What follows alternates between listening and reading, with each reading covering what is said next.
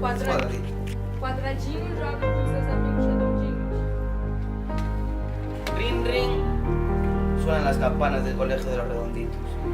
Ring, ring, o timbre tocou no colégio dos redondinhos. El cuadradito tenta con todas sus fuerzas. Te lo tienes que creer, dicen los redonditos.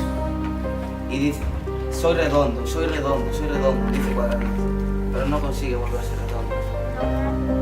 Você precisa de ser redondo, disse o redondinho. Então o quadradinho teve que ser redondo, ser redondo.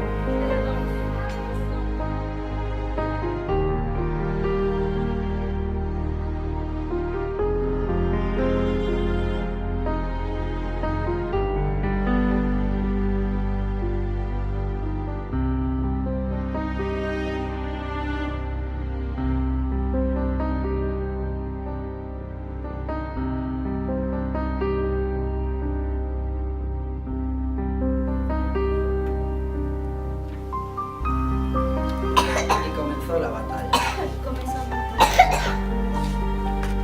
Y duró mucho, mucho, mucho tiempo.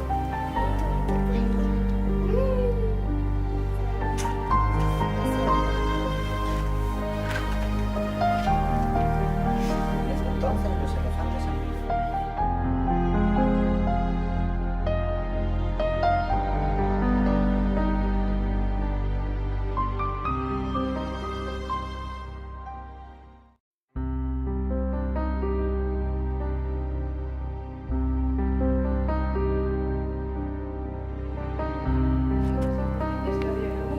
Como por ejemplo estos tres niños que en vez de ir a clase tenían que dedicarse a trabajar para darle dinero a su familia.